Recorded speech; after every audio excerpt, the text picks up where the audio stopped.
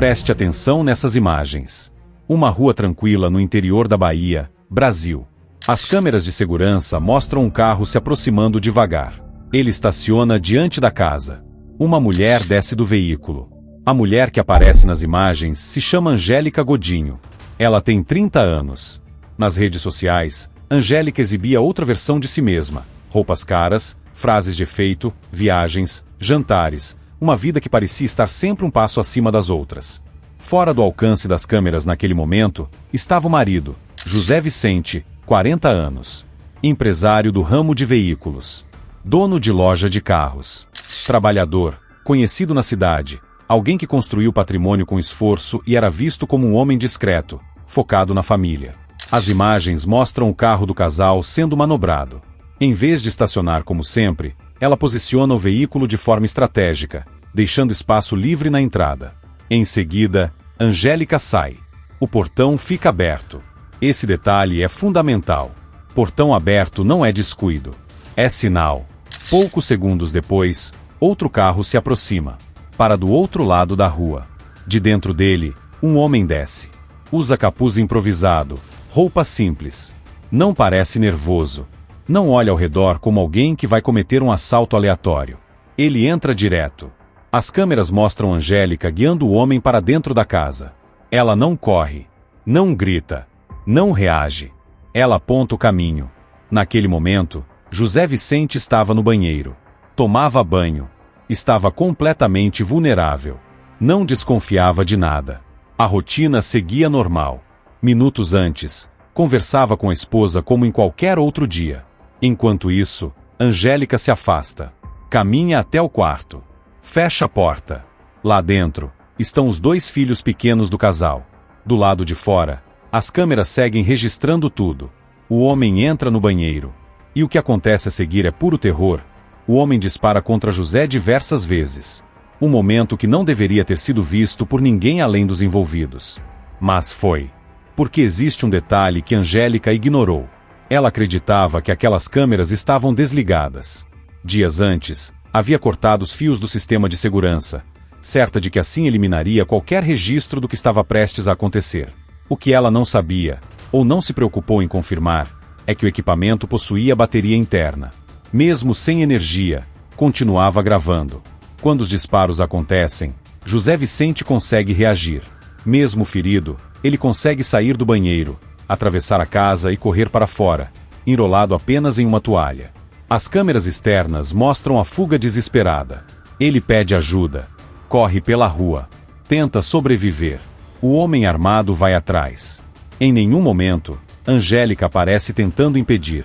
Em nenhum momento, ela corre atrás do marido. Ela permanece dentro da casa, trancada no quarto com as crianças. Para as câmeras, fica claro, aquilo não era um assalto. Era uma execução que saiu do controle. José ainda tenta lutar. Em determinado ponto, chega a empurrar o agressor. Mas há um segundo homem envolvido. A emboscada estava montada. A tentativa de fuga termina em um terreno vazio ao lado da casa. Ali, a sequência se encerra. José cai morto e os executores fogem do local. Minutos depois, Angélica liga para a polícia. A voz é de desespero ensaiado. Ela diz que a casa foi invadida, que foi vítima de um assalto, que se escondeu no quarto com os filhos. E não viu nada. Afirma estar em choque. A encenação é convincente à primeira vista, mas não resiste às imagens. Quando a polícia chega e pede acesso ao circuito de segurança, Angélica entrega sem hesitar. Ela acredita que nada foi gravado. Acredita que os fios cortados resolveram tudo. Ela não imagina que, naquele momento, cada segundo do crime já estava salvo. E enquanto ela tenta sustentar a versão de vítima, o sistema começa a ser analisado. Frame por frame. Naquelas imagens, não existe assalto. Existe planejamento. E tudo começa a desmoronar a partir dali. Mas o que levou Angélica a esse ponto? Por que uma mulher com família, filhos e estabilidade decidiu atravessar essa linha? A resposta não está apenas no crime. Está no que veio antes. E é exatamente aí que essa história começa a ficar ainda mais perturbadora. José era um homem trabalhador, dono de uma loja de carros e faz de tudo para agradar a esposa. Sempre a presenteia, cuida do lar e se esforça para manter a família unida. Já Angélica sonha alto, Quer conforto, luxo e o tipo de vida que chama a atenção nas redes sociais. Para quem via de fora, os dois pareciam viver o casamento perfeito. O ponto de virada na história foi uma caminhonete Hilux que Angélica herdou do pai e passou a tratá-lo como símbolo de poder. Para José Vicente, aquele carro representava apenas um bem valioso que poderia ser vendido para aliviar as contas e investir no negócio da família. Mas para Angélica, a caminhonete era mais do que um carro, era um troféu, uma vitrine que ela queria mostrar ao mundo. Quando recebeu R$30 mil de adiantamento pela venda do veículo, Angélica começou a gastar sem pensar. Compras caras, festas, viagens, jantares, tudo precisava ser exibido nas redes sociais. Em suas postagens, ela mostrava um sorriso largo, legendas motivacionais e uma vida que parecia perfeita. Só que nada daquilo era real. José Vicente, percebendo o descontrole financeiro, tentou conversar. Queria colocar limites, reorganizar a vida do casal e proteger o futuro do filho. Mas Angélica via o marido como uma barreira. Na cabeça dela, ele era o motivo de suas frustrações. Com isso, o relacionamento começou a se desfazer. Foi aí que Angélica tomou a fria decisão de se livrar dele a qualquer custo. Determinada a se livrar do marido, Angélica procurou uma mulher chamada Micaele, com quem havia feito amizade anos antes. As duas se reencontraram e começaram a conversar sobre o casamento. Micaele apresentou 2 homens vindos do interior do Piauí e garantiu que fariam um serviço. O acordo foi fechado. R$18 mil pela morte de José Vicente. O plano seguiu com frieza. Angélica transferiu R$3 mil para Wesley Santos da Paixão, um dos pistoleiros, e mais R$1.000 para Micaele pela intermediação. O restante seria pago após o crime. Tudo foi registrado em comprovantes bancários que mais tarde se tornariam provas decisivas. Dias antes do crime, Angélica tentou eliminar qualquer pista. Cortou os fios das câmeras de segurança da casa, acreditando que assim ninguém descobriria nada, mas cometeu um erro fatal. As câmeras tinham bateria interna e continuaram gravando todo o crime. Esse detalhe simples se tornaria o ponto-chave de toda a investigação nos depoimentos colhidos depois. Angélica constrói uma narrativa específica, a de uma mulher acuada, ameaçada, vivendo sob medo constante.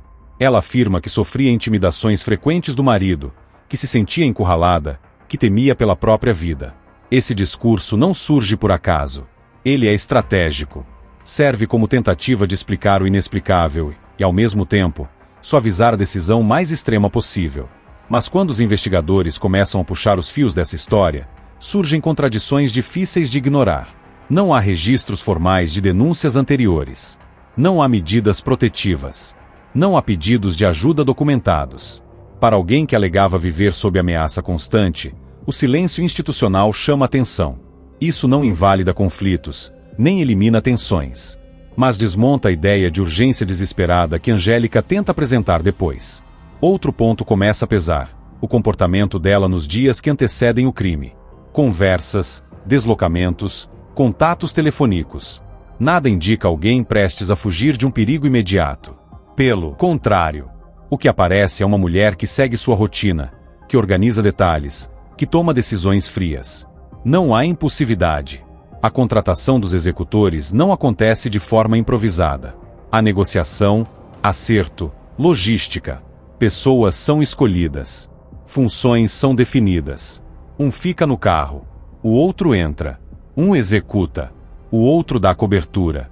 Isso não é desespero. Isso é planejamento. O detalhe mais perturbador é a naturalidade com que tudo é inserido no cotidiano da casa. Angélica chega ao imóvel como em qualquer outro dia. Abre o portão. Entra. Conversa. Aponta.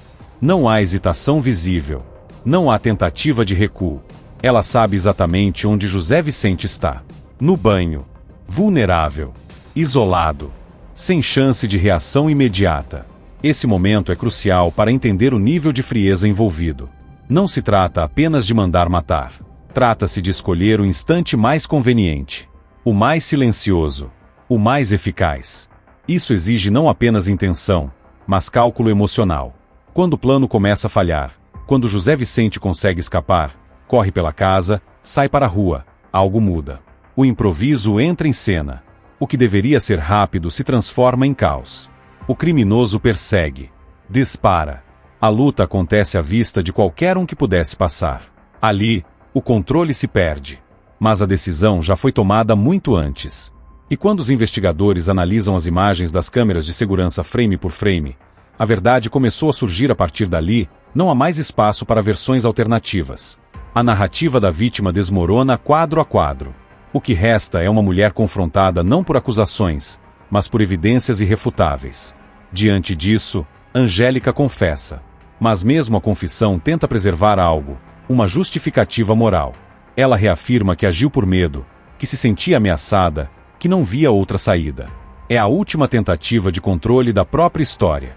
Só que o crime já falou mais alto. José Vicente, de 40 anos, não é mais apenas um nome no processo. Ele se torna o centro de uma investigação que agora busca não só punir, mas entender. Quem era esse homem dentro dessa relação? A figura de José Vicente começa a ser reconstruída não apenas como vítima, mas como indivíduo. Amigos, conhecidos e familiares são ouvidos. Nenhuma relação é perfeita. Há relatos de conflitos, discussões, desgastes comuns a muitas famílias. Mas nada que sustente, com provas, a urgência extrema que Angélica tenta apresentar como justificativa. Essa diferença entre conflito e ameaça real pesa. E pesa muito. Outro ponto que surge é o impacto do crime nos filhos. Eles não aparecem nas imagens, não participam do ato, mas estão no centro do vazio que fica depois. A casa onde tudo aconteceu continua sendo o cenário da ausência. O lugar onde um pai não voltou do banho. Onde uma mãe se torna ré. Angélica passa a responder por homicídio qualificado, com agravantes claros: premeditação, impossibilidade de defesa da vítima, concurso de pessoas. A prisão preventiva não é apenas uma formalidade. Ela reflete o entendimento de que houve planejamento consciente e risco concreto à ordem pública. Enquanto isso, os dois homens contratados seguem foragidos. São peças fundamentais para fechar o quebra-cabeça, mas não alteram o núcleo da história. José Vicente perdeu a vida num cenário em que não teve chance de escolha. Angélica perdeu o controle da narrativa no momento em que a verdade foi registrada, quadro a quadro, sem emoção, sem edição, sem piedade. E o caso deixa uma pergunta que continua ecoando, mesmo depois da confissão, da prisão e do processo em andamento. Quantas decisões silenciosas são necessárias para que alguém atravesse essa linha e passe a acreditar que nunca será visto?